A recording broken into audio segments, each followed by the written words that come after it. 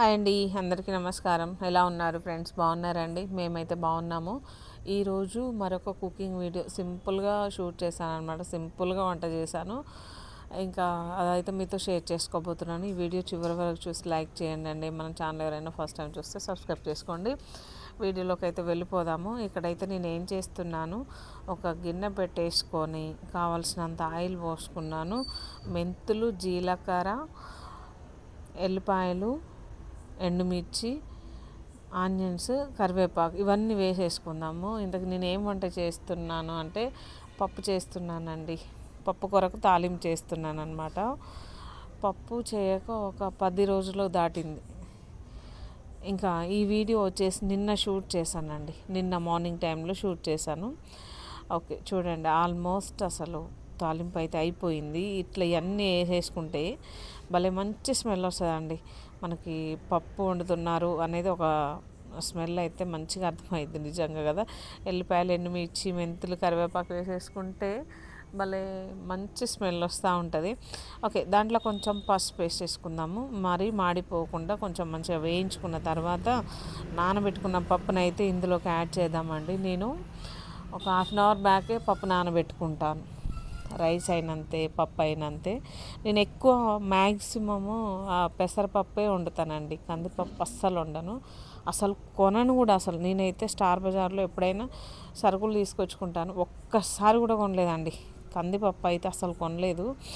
కాకపోతే ఒకసారి మా అమ్మ పంపించిన పప్పు ఒక 2 సార్లు 3 సార్లు వండిన అంతే తప్ప, నేనైతే పెసరపప్పు తప్ప ఇంకా కందిపప్పు అసలు కొనలేదు.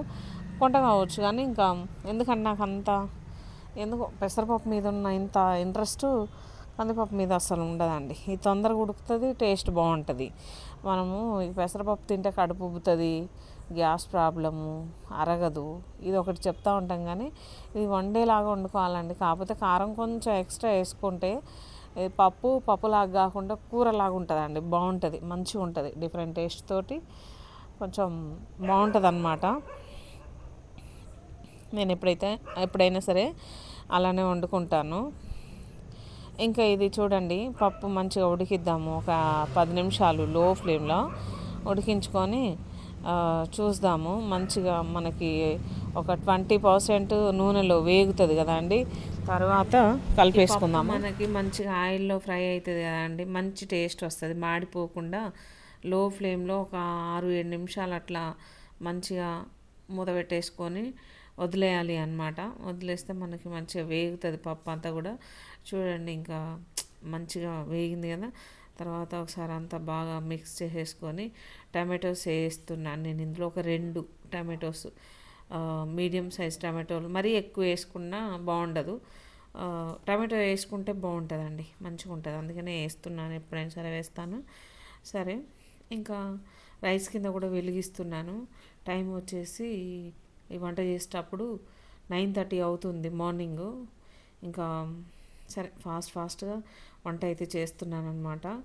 ఇది చూడండి, ఇంకా మనకి ఇందులో టమాటో ఉడికినాక ఉప్పు వేయలేదు, కారం వేసుకున్నాను, వాటర్ పోసాను అనమాట. ఇదైతే ఆల్మోస్ట్ ఉడికిపోయినట్లే 90%. ఇదంతా మొత్తం ఇట్లా ఎనుపుకోవాలి అండి మంచిగా. తర్వాత నేను ఇందులో సొరకాయ వేయాలి అని చెప్పేసి అనుకుంటున్నాను. సొరకాయ కూడా ఉంది ఫ్రిడ్జ్లో, అదైతే కట్ చేయాలి. కట్ చేసి ముక్కలు అయితే ఇందులో వేసుకుంటానండి. బాగుంటాయి సొరకాయ వేసుకుంటే. ఉంటేనే వేస్తాను, కాకపోతే కావాలని అయితే తీసుకొచ్చేయను. ఉంది కాబట్టి వేయాలి అనుకుంటున్నాను. కాకపోతే ఇది చాలాసేపు రుబ్బాలి. పప్పు అయితే మాకు ఉదయానికి సాయంత్రానికి అని చేస్తున్నాను నేను. చూడండి, ఇంకా సొరకాయ ముక్కలు అయితే వేస్తున్నాను. చాలా బాగుంటుందండి సొరకాయ ముక్కలు వేసుకుంటే. ముక్కలు చాలా చాలా బాగుంటాయి పప్పులో ఉడికిన. ఇదంతా మంచిగా ఉడకాలి. సొరకాయ ముక్కలు కొంచెం మనకి గట్టిగా ఉంటాయి కదా అండి, ఉడకాలి అంటే టైం పడుతుంది. సిమ్ ఫ్లేమ్లోనే ఉడికించుకోవాలి. హై ఫ్లేమ్లో పెట్టుకున్నాం అనుకోండి, అదంతా పప్పులో వేసారు ఎక్కువ లేదు కదా, అట్లా సిమ్ ఫ్లేమ్లో పెట్టుకుంటే ముక్కలు మంచిగా ఉడికితే వేసారు కూడా అట్లనే ఉండిపోతుంది. సరే, ఇప్పుడైతే నేను సాల్ట్ వేసాను. సాల్ట్ ఎప్పుడైనా సరే పప్పు వండేటప్పుడు చివర్లో వేస్తానండి. ఎందుకంటే సాల్ట్ వేసుకుంటే ఉడకదు అనేది నాకు ఒకటి అనిపిస్తూ ఉంటుంది పప్పు అయితే. ఓకే ఫ్రెండ్స్, చూసారు కదా, ఇంకా నా పప్పు అయితే ఉడికింది. ఇక చాలా మంచి స్మెల్ వస్తుంది, బాగుంటుంది. ఇదైతే చపాతీలోకి బాగుంటుంది, దోశలోకి బాగుంటుంది, ఇడ్లీలోకి పూరీలోకి బాగుంటుంది. అంతకు మించి వేడి వేడి అన్నంలోకి అయితే సూపర్ టేస్టీగా ఉంటుంది. ఓకే ఫ్రెండ్స్, ఈ పప్పు అయితే ఇంకా వేడిగా ఉన్నప్పుడే తినాలనిపిస్తుంది. ఎప్పుడు తింటే అప్పుడు వేడి చేసుకొని తినాలి అంతే. ఇంకా మామూలుగా వండగానే సూపర్ టేస్ట్గా ఉంటుందండి. చూడండి ఎంత బాగుందో. ముక్కలు కనిపించట్లేదు కానీ ఈ ఏమంటారు విరిగిపోకుండా నలిగిపోకుండా, అంటే మెత్తగా ఉడికించినాం కదా, చాలా జాగ్రత్తగా కలిపేసుకున్నాను అనమాట. ఓకే ఫ్రెండ్స్, అయిపోయింది. ఇది వచ్చేసి ఈరోజు మార్నింగ్ అండి. నేను ఈరోజు ఉదయం షూట్ చేసిన వీడియో అండి. ఇది వచ్చేసి ఇక్కడ నుండి ఏంటంటే పసుపు వాటరు కాగబెట్టుకుంటున్నాను.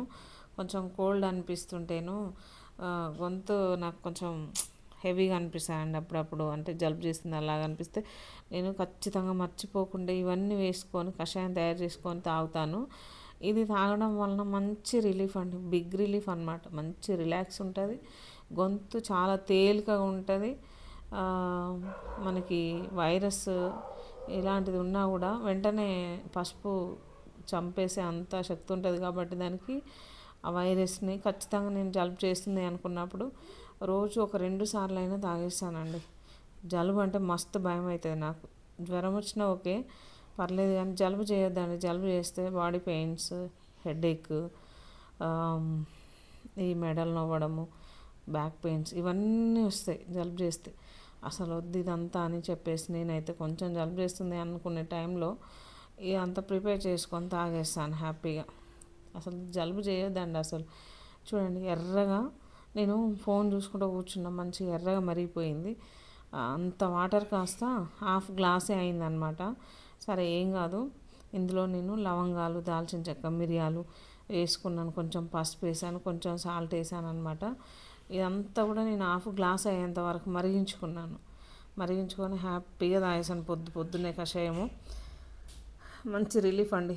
తర్వాత ఒక టీ 4-5 డేస్ తర్వాత ఆ టీ తాగేసి హ్యాపీగా రిలాక్స్ అయిపోయాను అనమాట. ఓకే ఫ్రెండ్స్, ఈ వీడియో మీకు నచ్చింది అనుకుంటున్నాను. నచ్చితే లైక్ చేయండి, షేర్ చేయండి. మన ఛానల్ ఫస్ట్ టైం చూస్తే సబ్స్క్రైబ్ చేసుకోండి. Okay friends, bye. Thank you for watching.